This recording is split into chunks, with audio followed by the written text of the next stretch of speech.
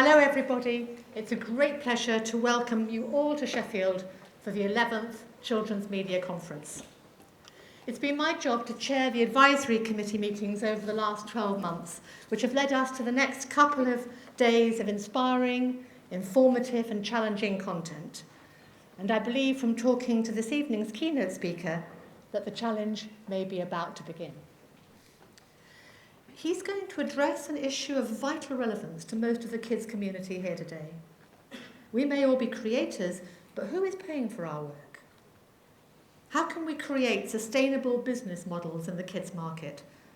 And this is as relevant in education as it is in games, or in TV with its new models of delivery, in publishing, licensing, and even, dare I say, the arts and culture sector.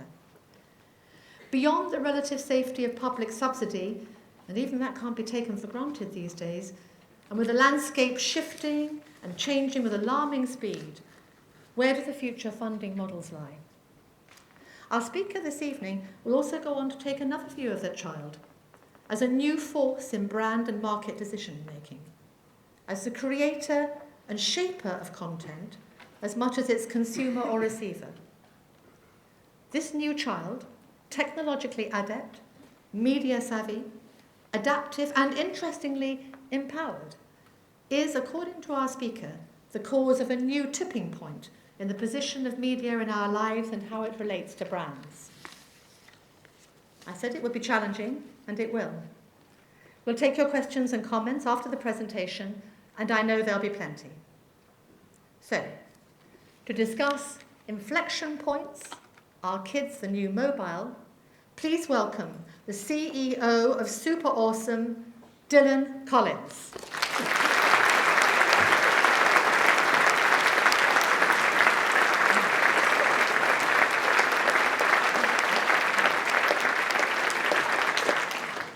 Good evening, good afternoon. Sorry, I was a little late coming out. Myself and the sound engineer were having a slightly intimate moment with my microphone. Excellent. So, I suppose I start with something of a complaint. So, Michael Acton-Smith, who I love and who's amazing, has been described in the media as being the Willy Wonka of games and the Willy Wonka of technology, and I'm super envious of that. When I was described in the email that went out 2 or 3 days ago, I was described as the Don Draper of kids. Also, to be fair, also the Willy Wonka of kids. And then also the Pied Piper of kids. That on the left is for DC Comics fans. That's the Pied Piper from the Batman comics. It is true that I do wear a number of hats. I haven't shown this email to my mother yet because I think it's going to confuse her greatly about what it is I actually do. I have promised her over the years that I will eventually get a proper job.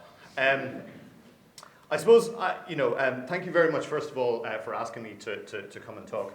It really is an honor to be asked. I am an advertising guy, or at least I run an advertising company, so first of all, sorry. However, before you start throwing things, I suppose I should tell you a little bit more about myself. I also sit on the board of Brown Bag Films, who are considered by many, I suppose, to be, the one of the successors to Pixar, the Pixar for Kids TV. We're the studio behind Henry Hugglemonster, Octonauts, Olivia, Doc Stuffins, Peter Rabbit. So perhaps unusually, I understand more about some of your world than a regular ad guy.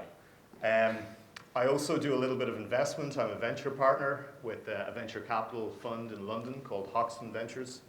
And either personally or with the fund, I've invested in some technology companies, some digital media companies, and a bunch of kids companies, which I'll talk about a little later on, so things like 3D printing, mobile games. So I kind of have a fairly broad spectrum of experience and knowledge and a wonderful collection of mistakes that I've made in a whole bunch of different industries.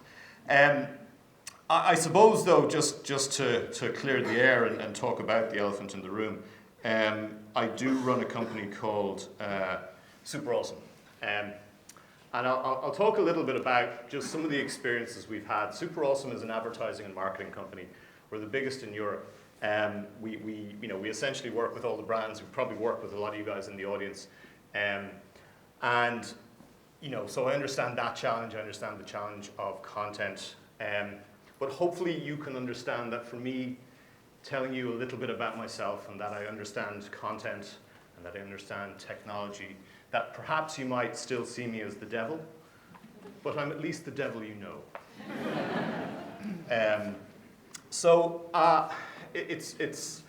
Sometimes I'm accused of doing too many things. I have no idea where people get this idea from. This, I suppose, illustrates a little bit about what I've done with myself for the last 10 years or so. And I'm kind of putting this up really to illustrate a point. I began my career in the video games industry. I was telling Sue backstage that being in the children's industry and the kids industry is really a complete accident for me, and it is. I started in video games.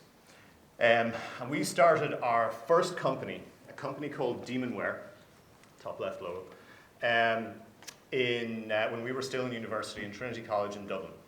And we started it above a tattoo parlour on a small street in North Dublin. It was literally the worst place to put anything. The temptation to get terrible tattoos every evening was absolutely immense. Over time, believe it or not, that company became one of the biggest multiplayer technology companies in the world. So we built the tech that connected people together. So when you were playing on an Xbox or on a PlayStation or on a PC or something like that, it was actually our tech that was connecting people from around the world and let you kill other people remotely. Doesn't sound totally romantic, but it was a big thing. Eventually that company was acquired by Activision, and it's now the technology backbone of the Call of Duty franchise. We started that company, and our very first game, our very first client, they had 100 people in the game playing together online, and we thought it was just amazing. Now it's been used by, I think, 400 or 500 million players around the world. The reason I'm telling you that is not so that you think I'm awesome. But if you want to do that, it's absolutely fine. The point of this is that we started that company in 2003, and at the time, and a lot of you from guessing at ages out there, a lot of you probably won't remember this, but gaming at that point, the video games industry was considered niche, it was considered small. Nobody thought it was going to become one of the most important entertainment industries in the world, and it did. It became literally the biggest entertainment sector in the world. And you got to understand, I grew up in a small village in the south of Ireland, and my parents, for years, were embarrassed to tell the neighbours what I actually did. So, Jesus, don't tell them he works in video games. Christ, no. Tell them he's an accountant or something like that. Because that was the image of the video games industry back then. Nobody realised. And a few of us did. And there's no way I'm going to claim that myself and my co-founders were particular visionaries. We were just nerds who didn't want to get real jobs. But it worked out, pretty well for us. And I suppose it brings me to, I've got a couple of themes that I'll work through into this keynote, hopefully interestingly. One of the big themes is about inflection points. I see, the kids industry today from all of the angles, from content, from technology, from marketing, from media, to be at this inflection point, that bit in the middle. And inflection points are interesting, because you can go up or you can go down, but usually something happens. And it reminds me very much of the video games industry, 10 years ago. And I think, as an industry, there are decisions that we have to make. There are things that we really have to think about to figure out whether we're going up that curve or down that curve over the next 3 or 4 or 5 years. So I mentioned that SuperAwesome for me and being in this industry with you was really something of an accident. It certainly wasn't deliberate. We started the company about nearly 2 years ago. And I remember sitting down with friends of mine over dinner and said, I think we're going to build a company in the kids space. And the general polite reaction was something like this. Not single face palm, but double face palm. And I remember, we went and started pitching it to investors. We said, hey, look, we've built some companies, we've done pretty well. We think there's a great opportunity to do something amazing in the kids industry worldwide. Look how exciting it is.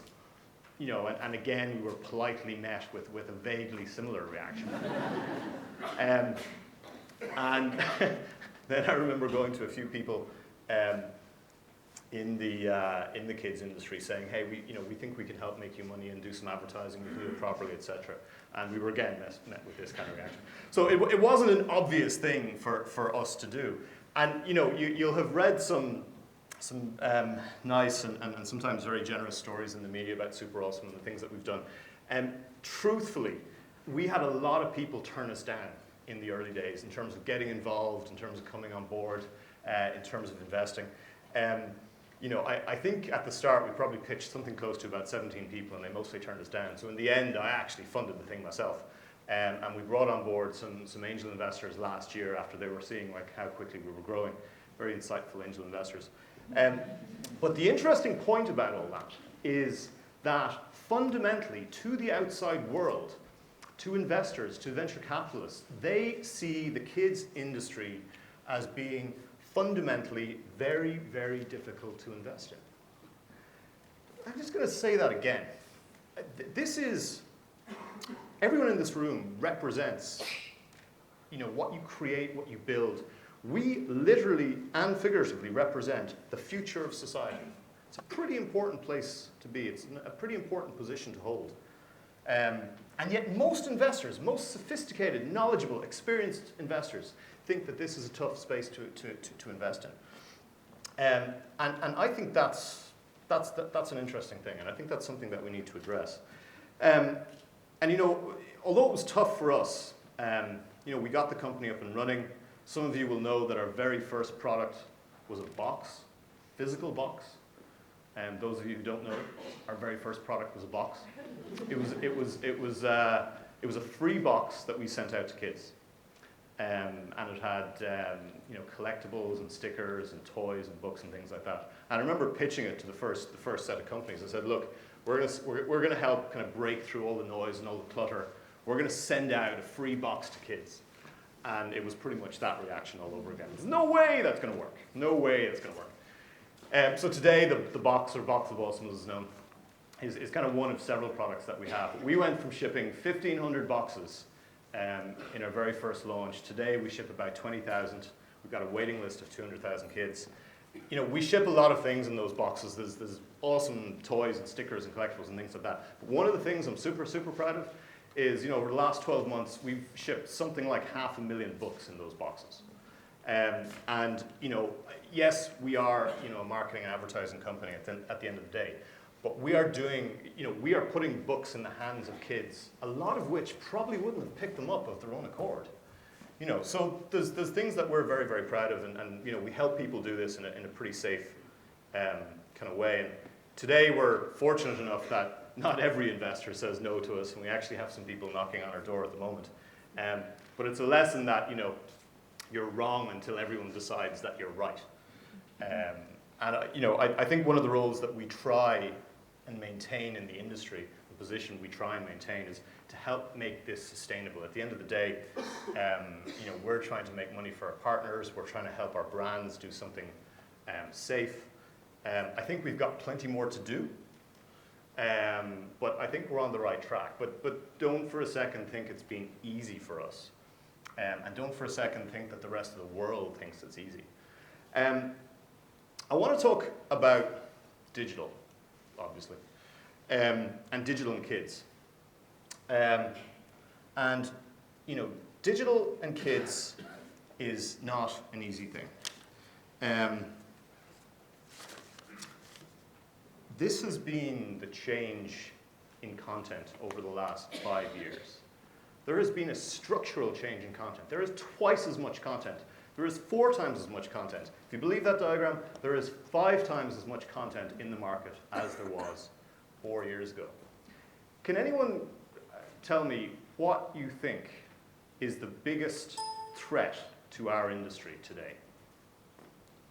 Shout out some answers. The biggest threat to the kids industry today. Shout. Ignorance. Kids not knowing where the product is. Okay, give me another one. YouTube. Toys. Free. Oversaturation. Okay. All right. We'll do a therapy session tomorrow. I was just looking for feedback. Okay. I don't think it's any of those things. I think that the single biggest threat to our digital content industry today is mobile. I think it's mobile. I think it's the thing that everyone thinks is the best thing ever. And I probably sound a little bit like a crazy person kind of saying that out loud. But think about it, right? There is huge pressure on commercialization of mobile. Everyone is building something for mobile. Everyone is building mobile content. There's enormous pressure on in-app purchases in apps for very good reason, right? We can't have anything that resembles predatory monetization. No questions about it. There's pressure on advertising. Not everyone is down with having advertising within an app from a brand perspective or from any other perspective. So think about that. We make less money in our mobile digital content than a lot of other sectors. There's huge pressure on marketing costs, mostly because of what you see up on the screen, right? Someone shouted out discoverability. Discoverability is definitely an issue. We've got all that content out there, a huge amount of it free. Fragmentation is another. Kids are consuming content on so many different devices. The net effect in that is that the cost of actually getting to kids in a meaningful way has gone up. Okay, so think about that basic maths equation. Our revenues come down, and our marketing costs have come up. Now, I ignored pretty much all my business lectures in college. But fundamentally, the maths on that does not stack up. And I've been talking to a lot of kids app developers around the world, and there's not a single one of them in the kids space who aren't a little bit concerned about the sustainability of their industry over the next 1, 2, 3 years. And you think about that for just a second. Can you imagine any other audience sector picking the top 3 or 4 mobile companies and them saying to you, Jesus, I'm not sure where our business is going to be this time next year? That is pretty rare, and I think probably unique to our kids' mobile industry. And that's a little bit scary. And I think we really have to accept that our kids' content industry, our mobile kids' content industry, our digital kids' content industry, needs to have a viable economic model. I'm certainly not saying that £99 in-app purchases are acceptable. Clearly they're not. But equally, we cannot have a situation where brands and apps are actively avoiding the kids category in a lot of the mobile app stores because they simply don't think that they can survive there.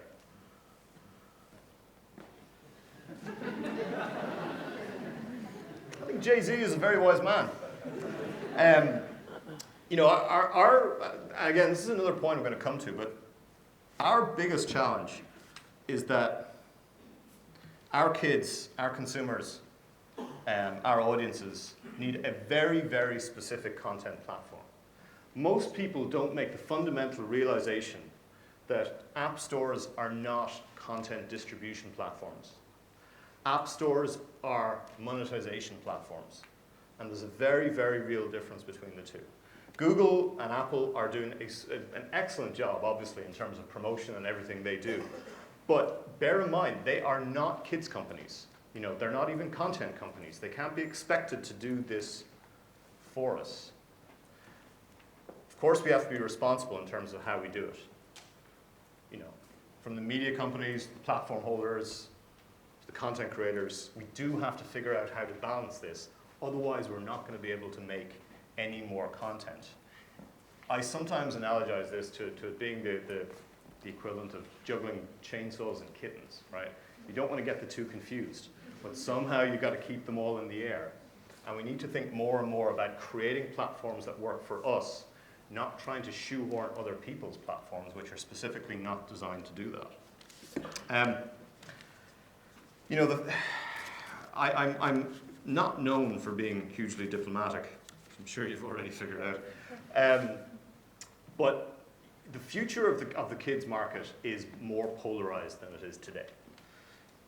Fundamentally, I think there are going to be two types of companies over the next 3, 4, 5 years. There are going to be the big ones, the big companies, the ones who can consolidate, the ones who can create economies of scale. And there are going to be the niche companies who can make and craft beautiful things and charge a premium price. That's it. There will be no in-betweeners. Our audience in SuperAwesome is pretty huge. We're probably going to hit about 50 million kids sometime in the next couple of months. And it probably sounds like me boasting. It's not. We go for those big numbers by necessity. In order to survive in this market, you have to get big.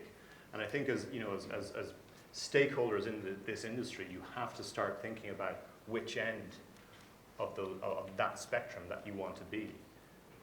Because if you're not aiming for size, you really need to be aiming for the most perfectly, amazingly crafted piece of content or technology that you can possibly bring to the world. Does anybody know where that is? Guesses? Shout. Ireland. Where? Ireland. No. Ireland doesn't get that much sunshine. It really doesn't. That's true. Where? Very good. Do you know where? No. Ha, good. Because that would have stolen my thunder. This is very good. It's Silicon Valley. This is Santa Clara Valley, which is essentially the epicenter of Silicon Valley. Silicon Valley began in roughly 1971, decades ago at this stage, almost 50 years in fact. And it today has become the center of the internet, primarily because it's got one of the most hyper-developed ecosystems on the planet. Ecosystems are incredibly powerful things. They are the reasons, they're, I think, the driving reason why the internet guys almost always seem to arrive in any industry and spoil the party for anyone. Someone shouted about YouTube earlier. This is a quote that the CEO of Fullscreen, who was a rival to Maker Studios, came out with during the week. I thought it was quite brilliant. Going back to the video games industry for a second. So when we were at the height of the video games industry, and it was Xbox and it was PlayStation and everything else, we watched social gaming start. We watched Zynga come out and start to make games on Facebook and in web browsers. And I remember all the wisest minds in the console industry got together and they looked at it and they went, nah, it's just not going to work, this whole Facebook gaming thing. It's not going to go anywhere. People want real graphics, they want real Hollywood-type experiences. And of course, Zynga IPO'd, and the console industry largely got eclipsed. And we're seeing the same thing happen, I think, with TV content and YouTube. The internet guys are coming in, and once again, they're messing up all the furniture. But it's really happening. There's a reason that Disney paid $450 million for Maker Studios, a company that was completely out of money. Right? Maker Studios was going to hit the wall. Disney came and paid almost $500 million for it, just to get their hands on it. And if you think that, a lot of people will know this. This is a research slide from some of our research where we ask kids, what are your favorite apps? And it tends not to look like the App Store top 10, right? Consistently, YouTube comes out at the very, very top of everything, above games, always, always, always. And I think, in terms of getting there, as an industry, you've got to think about making more acquisitions. We need to think about buying more companies to help us get to this place. Not for any type of moral reason or because we think we need to help people out, because it is by far the most efficient way to evolve and grow. And I think, if you look at the big technology success stories of the last 5 or 10 years, a huge amount of them have come from acquisitions. So YouTube was acquired by Google. Android was an acquisition by Google. Facebook acquired Instagram. Facebook also acquired WhatsApp, which I'll get to in a sec.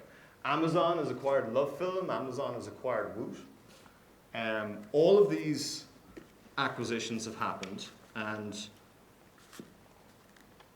the reason they happen is that these companies in Silicon Valley realize that startups, and a lot of you in the audience are startups, startups are really an outsourced R&D function for these big companies, right? And there's two big reasons for that. And anyone who works in a big company will recognize this immediately.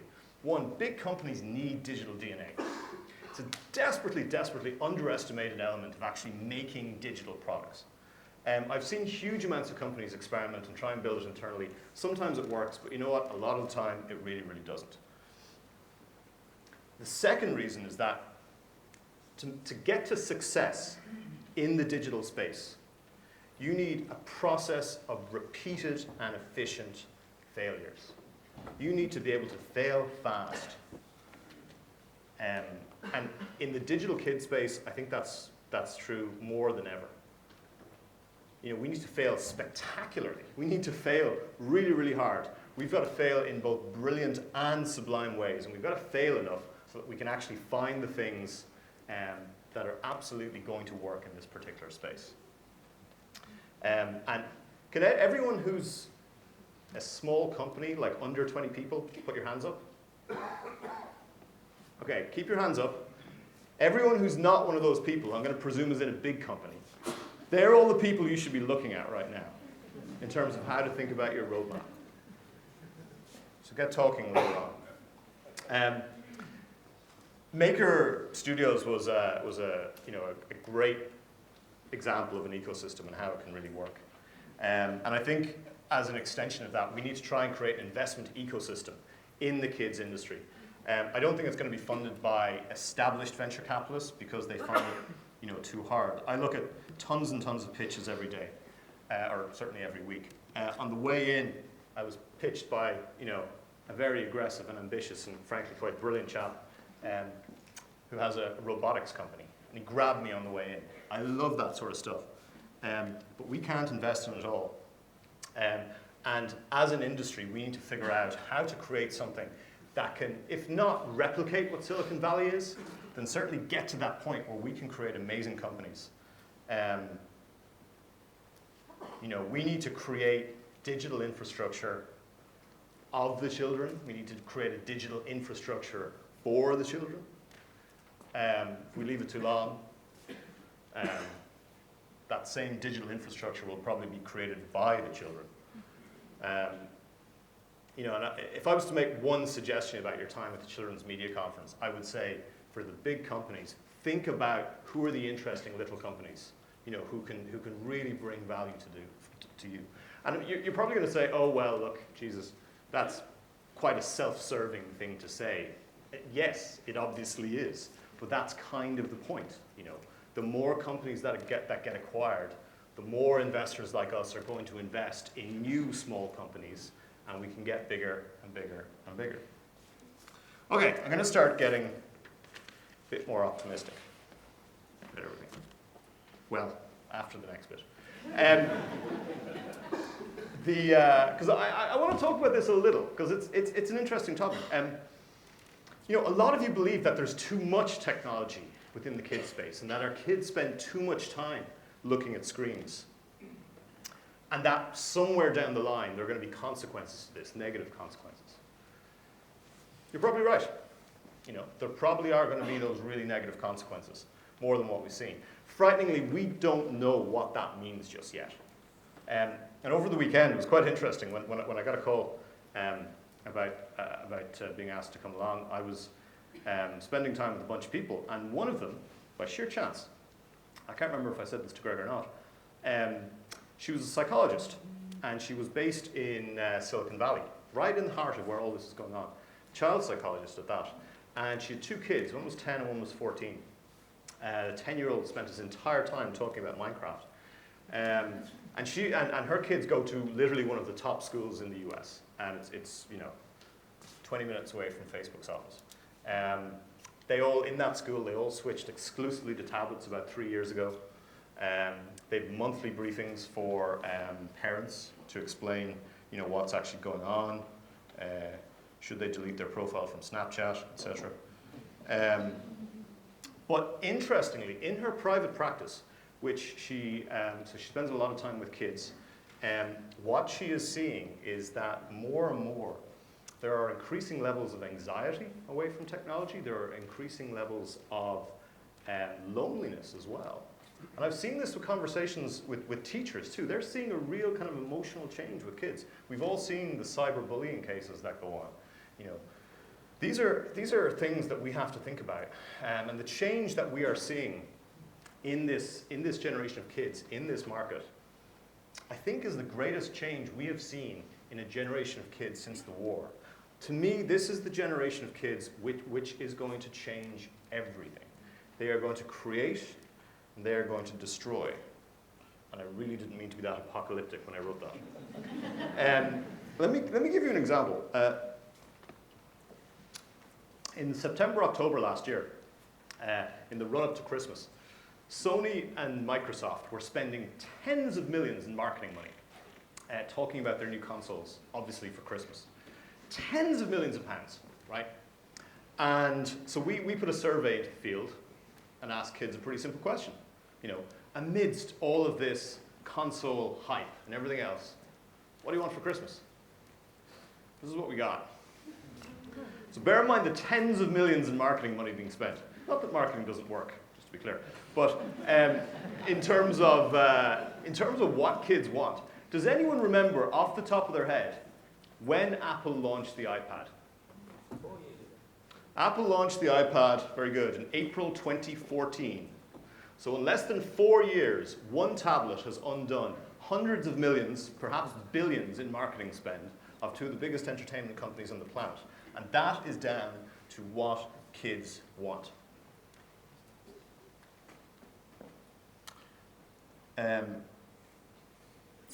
About 50 to 60% of kids have tablets. It's a big number. It's only going to go up. You want another example of how the kids are reshaping the world around us? Look at this graph. Some of you will have seen it before if you see me talk. I tend to kind of push it a lot. We ask kids, you know, how much time are you spending on Facebook? Are you still going to Facebook? Is Facebook amongst your favorite websites? And about a year and a half ago, we started saying to our clients, something going on here. Kids are moving away from Facebook. And they laughed. And they said, no, not going to happen. And we said, that's what the data is saying. And more we have seen Facebook's decline.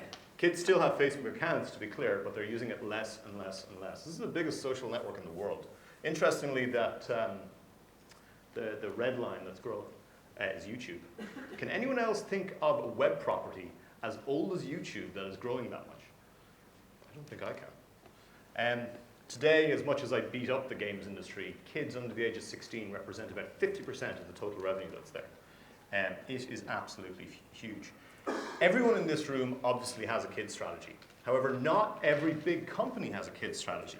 And I think this generation is going to change that. And one of the reasons I see this inflection point is because more and more companies are realizing that there's something going on here. I would sum it up in one line. Kids are the new mobile. This generation of kids is honestly going to reshape the internet, technology, and everything consumer in the same way that mobile and tablet did.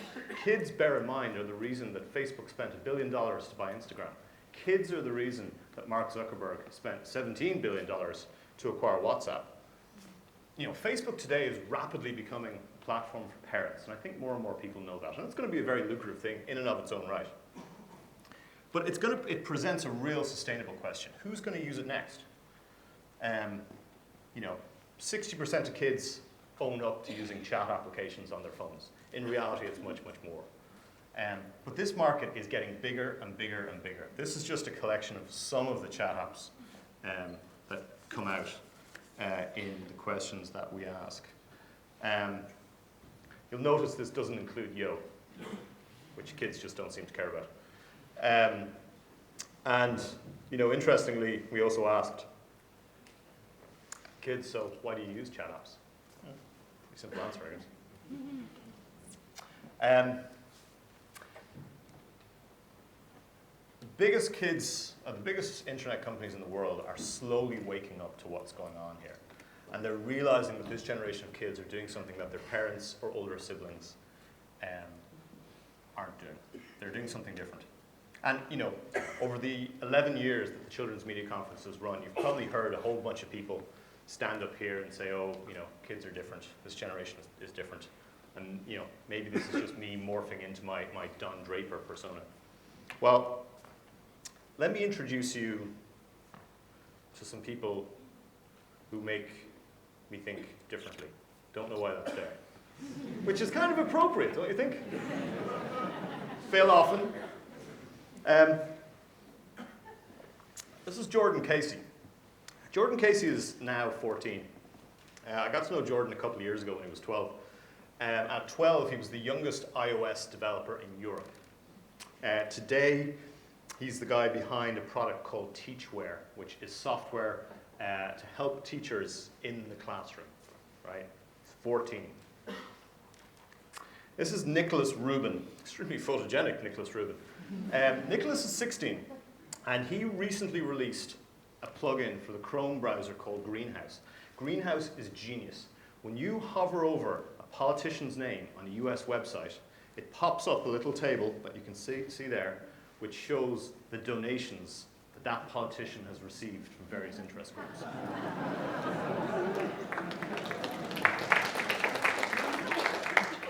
They're going to destroy everything. Mark my words. This chap is Ethan Duggan.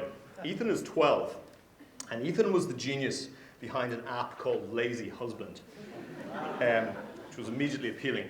And he learned to code, interestingly, through Code Academy, which is a relatively recent startup in the US.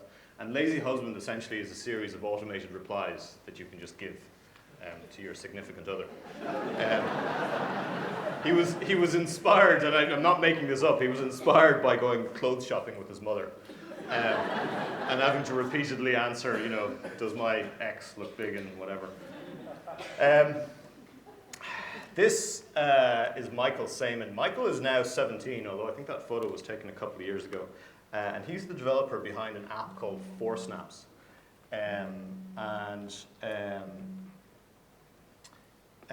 Four Snaps a few months ago was close to the top 100 apps globally on iOS. He started building apps at the age of 13. He's now 17. Finally, this is Tomas Suarez. Tomas is the youngest, at the age of 14. Tomas is the youngest Google Glass developer on the planet. If you go to his site, he's been building a bunch of different apps. One that I'm most excited by is Glass Cat Laser, which essentially lets you, from your Google Glass, by looking around, direct a laser which is pointed somewhere, or which is actually coming from somewhere else, which your cat can chase after. I mean, that's pretty much James Bond villain stuff, right? And he's 14. Holy Jesus. For the first time in our history, as a society, I think, we are being presented with a generation of kids who are capable of exceeding our abilities while they are still kids. I'm not sure when this has happened before, but it is definitely happening. And if you think I'm just sort of, picking extreme cases, I'm really not. Here's some data that we ran a couple of months back, where we asked kids about what they were doing technically. About 26% of them, about a quarter of kids, claim to have written some kind of code. Be that HTML, HTML5, something like Scratch. It's pretty amazing. About a third of them have used some sort of graphical editing tool. And this is a collection of kids under the age of 14. It was a sample, I think, of about 1,000. So there's a real change that's going on here. The other thing which kind of backs up this point, that kids are becoming much more creators and consumers than ever before, the global toy industry, which I love, sadly is in decline by about 1.5% to 2% every year, is declining except for the construction category. This ties into Minecraft. The reason that Minecraft exploded was because it allowed kids to be able to create. It gave them the tools. It actually empowered them. We've got new frameworks for these kids. This is the generation who can access anything right now. And this isn't even the generation that's being raised by tablets. Wait till we see what they do. And we are, as a society, we are woefully, embarrassingly underprepared for this generation, I really think. And you might all say, oh, well, it's kids. How are they going to really impact everything? Let me give you an analogy. This, admittedly, it's a slightly left field analogy. As some of you who know me will know, I'm a little bit into rap music. And by a little, I mean a lot. In the early 90s and late 80s, rap was still considered a niche music, right? It was still not very white. It was still considered pretty violent, right? That's NWA, who came from Compton. At the time, a super tough place, right in LA. Chap on the right, far right of that lineup, you'll know Ice Cube. Dr. Dre, most of you will know as well. No one thought rap was going to go mainstream. No one thought rap was going to shape the world and entertainment, culture, and society the way it did.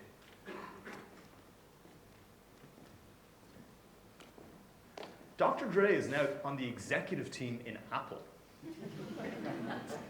This was the transition. This took, what, about 20, 25 years? Things can happen and shape our culture, beyond anything that we can really, really predict. And you look at this trend that's happening with kids, and you honestly think that this trend is going to do anything other than massively accelerate. Think about classrooms and think about teachers. For a lot of you, and I'm sure some of you are teachers here, you think about the imbalance that exists in the classroom today between some teachers and students when it comes to talking about anything technical, programming, computer science, anything around that. Imagine what that is going to be like in 5 years' time, the new generation of kids, right? It's probably going to be the same teachers, though. How are we going to deal with that? Think how sophisticated they're going to be. How do we even think about that? So, this is why I believe that as an industry, we are at absolutely an inflection point. And we can go up the curve, or we can go down the curve. I truly believe, I am incredibly excited to be in this industry, and I feel privileged to be here with you all.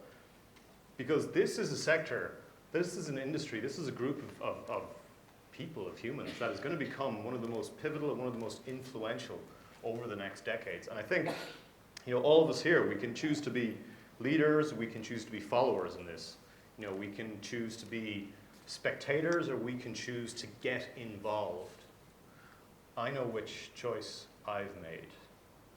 Thank you all very much for listening. It's been very kind.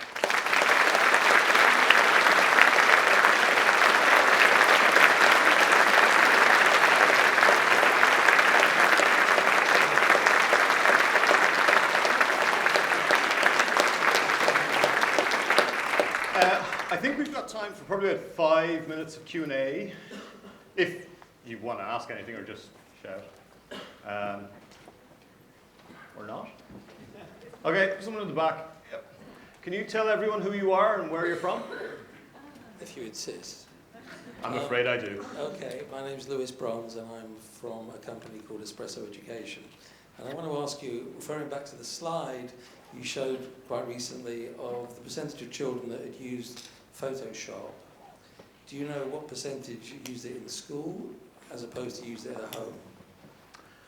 That's a very good question. I don't know is the answer. I would suspect, I can find out, I think Tom is floating around the audience somewhere. I suspect that more of that is at home than in school.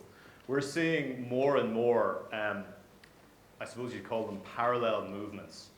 Things like Coder Dojo, movements that are actually trying to help teachers and work alongside teachers in terms of providing additional technical education, within the overall system.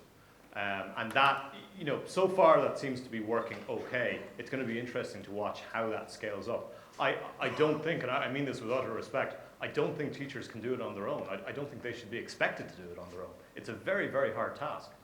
And I think, we are going to see, and we need to see more of those volunteer movements that can somehow sort of thread in and out of the curriculum.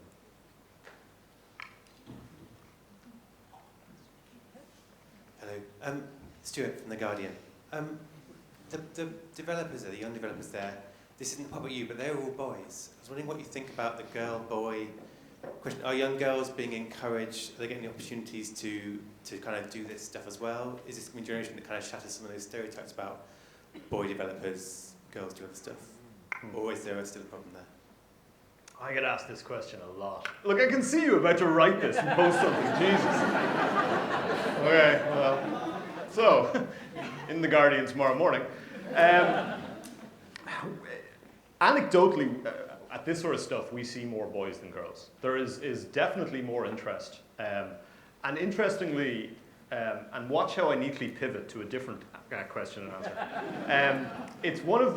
It is genuinely one of those rare activities we see that kids seem to be completely cool doing with their parents. It is definitely much more cooperative, because you see kids kind of 8, 9, 10, 11, 12, 13, 14, and usually, certainly for boys, that kind of 10, 11, 12, certainly 11, 12, that relationship with the father tends to become a little bit distant. So that seems to be different.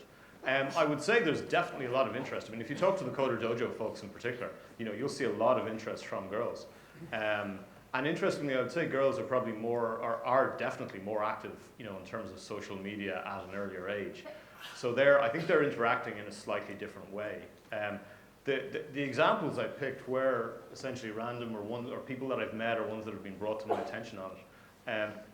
It's something we need to address overall. But broadly speaking, I think it is slightly male-led, even still. To be honest, I think given where we are, the fact that we're seeing so much activity is good and to be welcomed. I think you got to be a little bit careful in terms of how you try and shape this sort of stuff. Boys and girls are tricky questions. Thanks for asking that, Stuart. Yep, up there. Hello. Hi there, I'm Genevieve Dexter from Serious Lunch. Do you see kids turning away from this eventually and going analogue? For example, I see kids now, they're really into vinyl. They think it's kind of cooler not to go the digital way, and that's for kind of, so the kids separate their social groups into the kids who are cool, the kids who are geeks, the kids who are sporty, and, I've seen seminars about a total rejection of it in the future. Nobody believes me when I say this.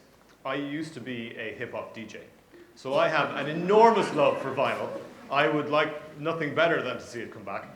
I don't think it's going to happen. I don't think there's going to be an outright rejection. I really don't. And you got to bear in mind as well that we're only midway through, if even that, seeing what this new generation looks like. Everything that you see now, a lot of those young developers that I threw up on the screen, they're literally the tip of the iceberg. What we need to be looking at are kids who are coming down the line over the next 3, 4, 5 years. I think you're always going to have niches that people will dive into. And I think vinyl is definitely becoming one of those. And I think I saw a stat a couple of months ago that the amount of records being pressed is actually increasing, which is great to see. But I think music is one of those things that kids are unfortunately experiencing at an early age at a lower level quality than I ever thought was possible. And that is becoming more acceptable. And it's interesting, when you listen to production, you listen to as much rap music as I do, you can really see how the production has changed over the last 5, 6, 7 years. If you put on something that was produced in 95, 96, all the way up to 2000, it's much more bassy and there's more real deep production in it. Whereas today you see less and less of that. So I think it's all kind of conspiring to unfortunately go digital. I don't think there is going to be an outright rejection. I think there is too much cool stuff there. There is too much immediate access to data. It is too easy to not do it. So I don't think it would be a mainstream thing. I mean, hey, look, I could be wrong, but I don't think so. Yep. Hello. Hi, Trevor Lai from Up Studios in China. Fascinating talk, and I think you brought up a lot of food for thought. I had a question. A lot of the examples you brought up are platforms, so the YouTubes of the world or the WhatsApps, et cetera. At the same time, I think a lot of hands went up. There's a lot of content creators in here who are clearly not going to create the next social media platform. Can you give examples of content creators who have done a good job of riding or leading this wave of innovation and adapting their content or the way that they've delivered their content across these platforms? I can. I think on the game side, if you look at the early successes on the game side, Zepto Labs, Rovio, Outfit 7, I think they've done a pretty good job to hang on. I think Rovio are doing a very interesting job of experimenting, both with linear content, non-game content within their apps, as well as different games. You see production qualities that are rising. I think there are smaller, I guess you'd call them more boutique developers, like Tokaboka, who make beautiful, beautiful games. And I think more and more are starting to think about branching into other areas as well. Companies like Story Toys over in Dublin. From a startup perspective, I would say companies like Makey Labs, who are doing 3D printed dolls and the world within there. I think companies like Made in Me, who are creating, okay, they're a platform company, but they're really thinking about content for kids in terms of creating an interesting way for kids to interact with ebooks and things like that. If you go to YouTube, I mean, there's tons and tons of examples. I mean, look at Annoying Orange, which came out of that. I think the biggest challenge is, it's extremely, we good? It's extremely hard to predictably create content that's going to be huge, and it's getting tougher and tougher. And I think, the real challenge is also one of economics. Like if you look at what you can generate from TV content today that's produced, it's still quite far away from the economics behind online video content, on even on Maker or Awesomeness TV or anything like that. So there's a gap there, and we've got to figure out how to bridge that. And in time, it will change. And you're starting to see things like, the online video upfronts, which are mirroring what's going on TV. But it's going to be several years before I think the economics of online video can justify a lot of what we see on the TV side. It's a very long-winded way of saying it's not an easy space. It's exciting, but it's not easy. Hi, my name's Adamu. I'm from EVCL. We're a Nigerian animation company. I just wanted to take his point slightly further in. I'm more thinking about, do you see the kids when you say they're going to create and destroy? I'm a content producer, so we're looking at our skills. And I saw that graph you had where you had like 40, I think it's below the Photoshop one, 40% we're using, making their own films, videos.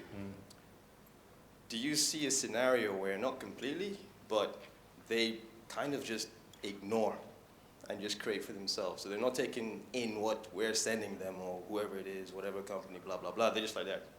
Screw that. We're doing this. I think, that's, I don't know if we're going to get to a point where it's completely that, but that's a graph and it's going up. You look at things like PewDiePie, you look at all the Minecraft videos that are out there.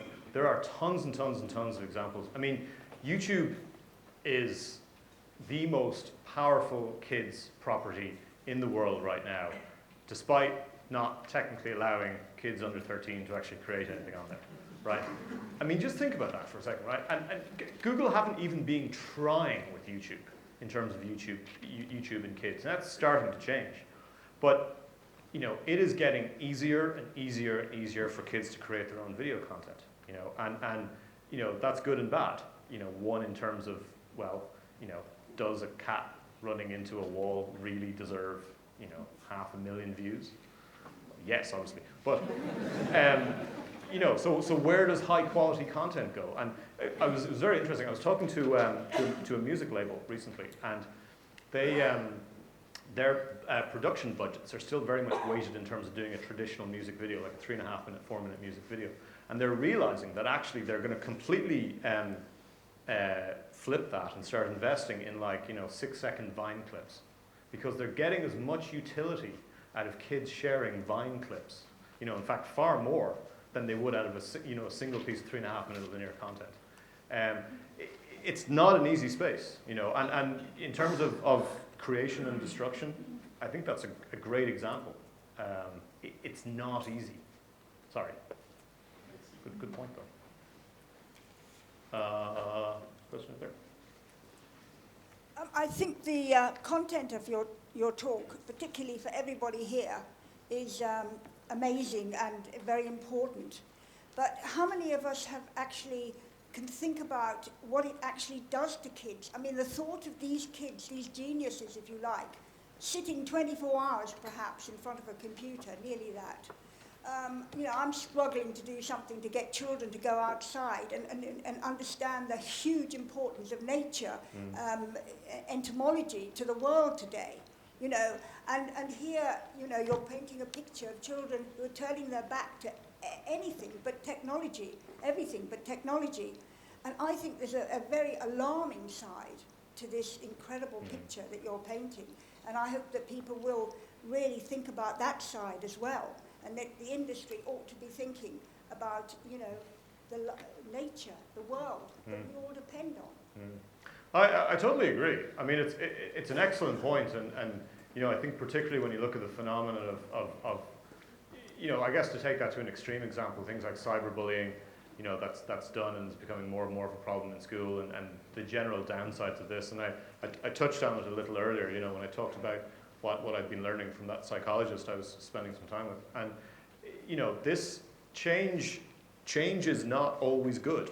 You know, I'm not saying that going up this curve is going to be without speed bumps, is going to be without downsides. You know, change does not always mean progress either. Sometimes it's just change. These are issues that we have to think about and that we have to deal with. But you know, I think one of the things that we have to ensure is that if we don't have a sustainable industry, we're not going to be able to do anything about it, because we're not going to be around to actually be able to support this and be responsible about it. So we've got to think about these things hand in hand. But it's absolutely an issue that, you know, and I think the gap today between parents and kids in terms of technical knowledge is wider than it ever has been. I think that will change actually over the next few years, but I think probably the next 1, 2, 3 years, that gap is going to be extremely wide. It's not easy. So as I've been listening, Dylan, I've been thinking, you know, what you're actually saying is, you know, kids are now getting the means of production to create their own content, and you know, I'm questioning why we as adults think we should be in charge of making their own content. We don't tell them how to play their games in their playground. You know, well, we try. Yeah, we try. But they're sort of reacquisitioning that. But you started off saying it's a fragmented world, and yet the pervasive medium for being able to reach children still seems to be television. And children are incredibly tribal, they flock around stuff. All the digital companies I know have been most successful when they've launched an advertising campaign on TV. So there's some dichotomy going on there, which is, and I just wonder where you think television is in this. Is it just had its day and dwindling, or is it actually, because it's still a broadcast medium and has that ability to reach anyone, somehow going to be the reuniter where everything else is fragmenting? It's an excellent question, and I guess to be clear, I'm definitely not one of those people who think that TV is going to zero or is going away, because that's simply not the case. You know, I think you've got two things that are going on. I think the engagement with TV is definitely changing. I mean, we're all seeing much more time shifting, you know, in terms of kids watching on catch-up and kids watching on tablet and things like that. So the TV content is getting watched in different places at different times. I think that's happening. So in terms of scheduled TV watching, that is definitely and clearly, you know, that is actually shifting. I think what you're also seeing is just a rise in all these other channels in terms of engagement. You're seeing more and more, you know, second or third screen, you know, where the TV is on in the background as well. And again, I'd love to give you like this silver bullet message saying, hey, it's going to be this simple. But the reality is it's not. You know, you're going to have multiple channels to deal with.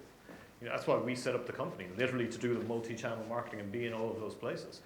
It's really not an easy problem. And I think from a content production point of view, you know, when you're thinking about making TV, you know, you do have to think about, well, you know, what are kids going to do on tablet? Should that be the same or a different experience? How long should it be? You know, does it make sense to make, you know, 10-minute, 12-minute, 15-minute TV shows? Should maybe it be a lot shorter? There's a lot of different considerations. TV is going to be around in the kid space for a long, long time. In the same way that programmatic advertising isn't really going to work in the kid space. Kids is different to a lot of other consumer audiences, I think, for that reason. So it's a good question. The picture, the landscape gets more complicated. That's what's going to happen. And I think you're going to see more breakout IPs, you know, come from the digital world, from YouTube, from all those other places, and start to make their way across. And we're seeing, there's plenty of examples, and I'm sure you can point to as many as I can. But I think from a rights management perspective, that starts to get pretty interesting soon. I suspect a lot of the conversations are going to start having more lawyers in it. Okay, I think we wrapped up. Yeah, okay. Thank you all very, very much.